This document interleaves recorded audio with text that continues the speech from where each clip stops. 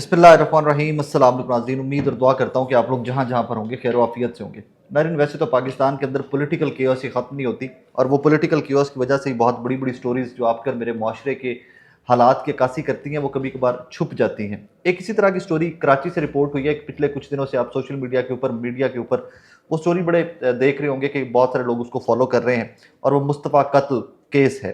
एक नौजवान को उसी के दोस्तों ने कत्ल किया है और वो स्टोरी जो है वो बहुत वाइडली डिस्कस्ड है। उसके ऊपर मैं क्या बात करूं, मेरे पास तो जो इन्फॉर्मेशन उसकी इकट्ठी की है सर पकड़ के बैठा हूं कि how is it even possible कि आप इस सफाकियत के साथ अपने दोस्त को की जान अपने हाथों से लें। बहरहाल स्टोरी का बैकग्राउंड उसमें जो कुछ मोड़ आए हैं उनके ऊपर थोड़ी सी आज बात करते हैं, थोड़ा सा आपको अपडेट करते हैं कि व्हाट एक्चुअली हैपेंड।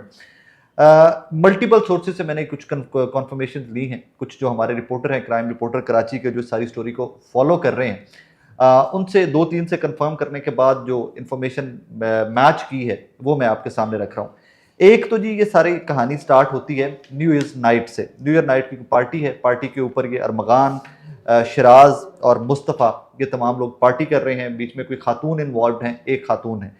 वो खातून के साथ और इस ये जो बच्चा मकतूल है इसके साथ अरमगान की लड़ाई होती है और लड़ाई के बाद मुस्तफ़ा और वो जो खातून है जो पाकिस्तान के अंदर अब मौजूद नहीं है, शी इज़ लेफ्ट कंट्री, इन दोनों को जान से मारने की धमकियां देता है तल्ख कलामी के बाद ये बच्चा।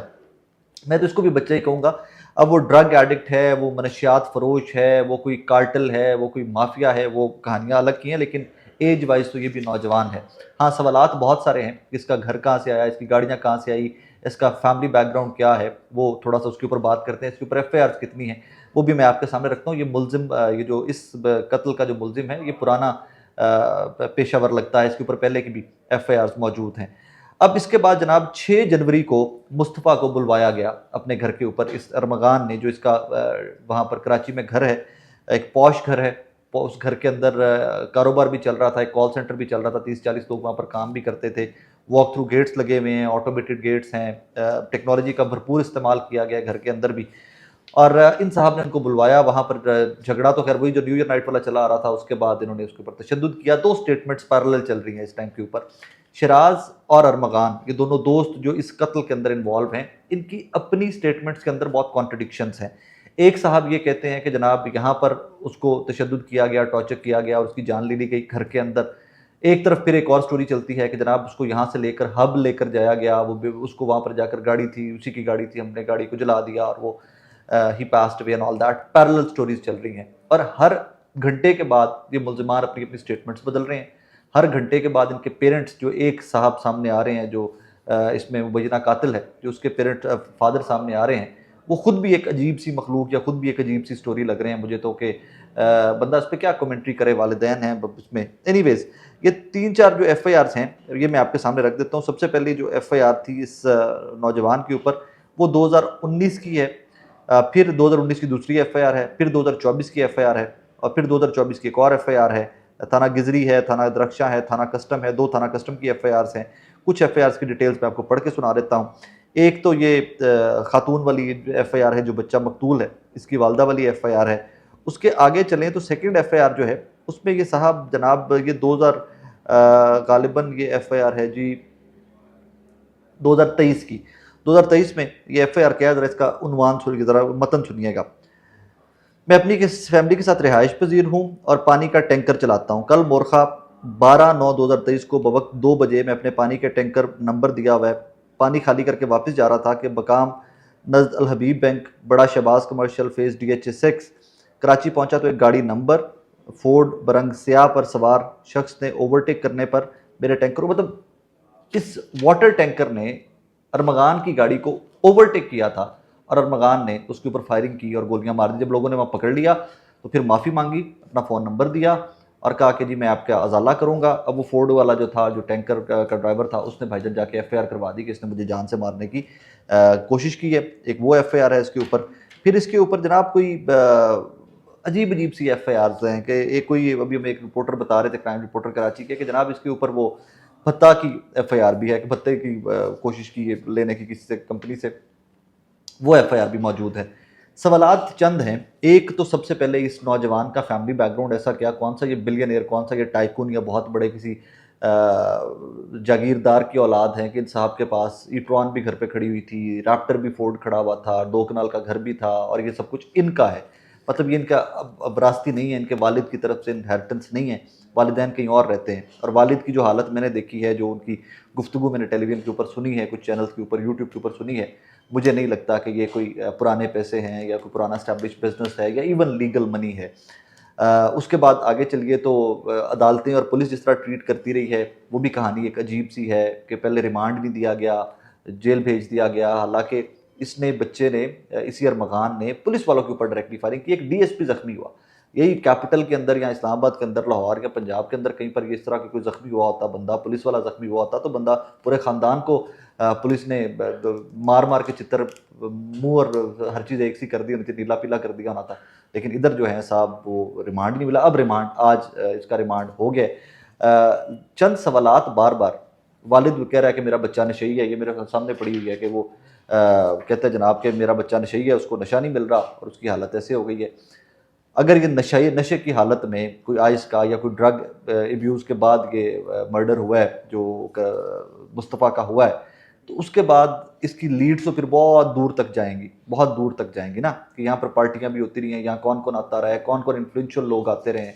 लेकिन इसमें एक चीज़ बड़ी अजीब सी है कि जो दोनों मुलजमान हैं वो कराची में ये वक़ुआ करने के बाद इस्लामाबाद आते हैं, फिर गिलगित बल्तिस्तान चले जाते हैं, फिर वो वापस कराची चले जाते हैं, वापस आते हैं, पहले एक जाता है फिर दूसरा जाता है, वो कराची वापस चले जाते हैं, they are living normal life.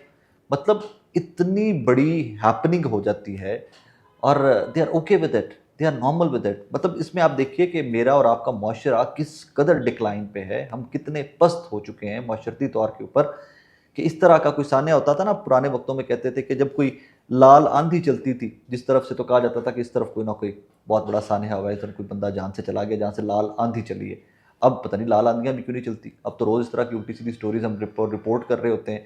बेहिसी हमारी भी देखिए कि हम वो रिपोर्ट कर रहे होते हैं और फिर अगले दिन वैसी की कोई ना कोई नई और स्टोरी आ गई होती है। यहाँ पर चंद सवालात और हैं, वो खातून को सीगा रात में क्यों रखा जा रहा है, जिसके ऊपर डॉन ने भी रिपोर्ट किया हुआ है कि जनाब ये कोई खातून है। 15 फरवरी को डॉन न्यूज़ की रिपोर्ट में तफ्तीशी हुकाम के हवाले से दावा किया गया था कि मुस्तफ़ा और अरमगान में झगड़े की वजह एक लड़की थी जो 12 जनवरी को बैरून मुल्क चली गई थी। लड़की से इंटरपोल के जरिए रब्ते की कोशिश की जा रही है। अगर लड़की की लीड्स आ गई हैं आपके पास, जो इनिशियल रिपोर्ट्स आई थी कि कोई खातून इन्वॉल्व है इस सारे मैटर के अंदर, तो उसकी फैमिली कोई ना कोई तो पाकिस्तान के अंदर मौजूद होगा। उनको पकड़िए, उनसे इन्फॉर्मेशन लीजिए कि वो बच्ची कहाँ पे, बुलाइए उसको। Obviously I am not saying कि द किड इज इन्वॉल्व, वो खातून इस सारे मामले के अंदर इन्वॉल्व है। लेकिन इसमें जो मुझे अभी तक सारी समझ आई है, दो चीज़ें ज़रूर निकलेंगी। एक, खातून वाला मामला तो कंफर्म इसमें से किसी न किसी तरह से कोई ना कोई निकलेगा इसमें आगे।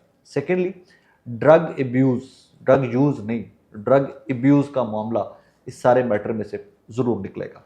आप देख लीजिएगा कि ये दोनों मुलजमान जो हैं शराज और अरमगान, ये सम हाउ जब इन्होंने ये वक़ुआ किया है उसके बाद भी ये ड्रग्ड होंगे, ये किसी ना किसी ऐसी सिचुएशन में होंगे, मेंटली ऐसी सिचुएशन में होंगे कि दे हैव डन इट, और डेलिबरेटली बड़ा confidently they have done it, और वो फिर बड़े मज़े से अपनी ज़िंदगी नॉर्मल गुजार रहे हैं। वरना होता तो ये है कि आप मक्खी मार बैठे कोई जी शोर इंसान, तो उसको होता है कि यार जानदार की जान मेरे हाथ से गई है। उसके बाद फिर इमेजिन कीजिए कि हब गए ये लोग, वहाँ पर गाड़ी को आग लगाई और वो एक लावारिस लाश को, एक माँ की औलाद को, जवान औलाद को वहाँ पर लावारिस लाश करार देकर मदफून कर दिया गया, दफन कर दिया गया। 21 फरवरी को कब्र कुशाई होने जा रही है। यहाँ तक मेरे पास कोई इन्फॉर्मेशन नहीं है, मैं सिर्फ ये क्या सराइयाँ या जो इसके ऊपर बातें की जा रही हैं वो सिर्फ आपके सामने रख रहा हूँ। इस चीज़ की मेरे पास कोई इन्फॉर्मेशन नहीं है। यहाँ तक कुछ लोगों ने क्लेम किया कि यार ये जो लड़का है अरमगान, इसके घर में कुछ शेर के बच्चे थे और उस मकतूल बच्चे का सर और जो बाकी अज़ा नहीं मिल रहे वो शायद शेरों के सामने डाल दिए गए। यहाँ तक इसमें मतलब देखिए कि कितनी ब्रुटैलिटी से लोग रिपोर्ट करते हैं इस तरह की चीज़ों को। माँ बाप के ऊपर उस बच्चे की वालिदा, वो अक्सर मीडिया पे भी आ रही हैं आजकल, बात कर रही हैं, कोर्ट्स में भी जा रही हैं, तो फुटेजेस उनकी आ रही हैं, उनके दिल के ऊपर क्या गुजर रही होगी। थोड़ा सा इसमें हमें, हाँ ये एक बहुत सान्या है बड़ा, हमें इसके ऊपर बात ज़रूर करनी चाहिए, हमें आपको बताना चाहिए कि अपने बच्चों का ख्याल रखें, अपने बच्चों के दोस्तों का ख्याल रखें, पता रखिए कि कहाँ पे आपका बच्चा जा रहा है, कहाँ पर नहीं जा रहा। और फिर ये यहाँ पर मनी इन्वॉल्व किसी ना किसी तरह से ज़रूर है। हम अनएबल टू अंडरस्टैंड कि एक नौजवान रातों रात बिलियनर कैसे बन जाता है। 2 कनाल का घर भी है, ई ट्रॉन्स भी हैं, फूड रैप्टर्स भी हैं, कमाल किस्म का असलहा भी है, और असलहा जो है वो पुलिस वालों के ऊपर इस्तेमाल भी हुआ है, और फिर भी रिमांड नहीं मिला था दैट टाइम। और फिर ये भी कहा गया कि जनाब वो शायद पुलिस वाले जो है वो धावा बोलने आए थे, वो डकैती करने आए थे। मल्टीपल एफआईआर्स पहले भी हैं, जेलें पहले भी काटी हैं, तो यहाँ पर कोई कहानी बहुत बड़ी है। लेकिन बदकिस्मती की बात यह है कि पाकिस्तान के अंदर चीज़ों की रिपोर्टिंग का एंगल सिर्फ सनसनी की हद तक रखा जाता है। कुछ क्रेडिबल लोग, कुछ ज़िम्मेदार लोग इस स्टोरी के ऊपर कराची से काम कर रहे हैं।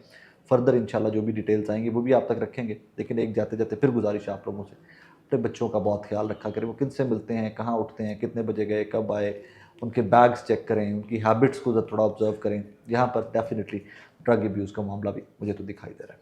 अपना बहुत सारा ख्याल रखिएगा, तो हम याद रखिएगा। अल्लाह हाफ़िज़।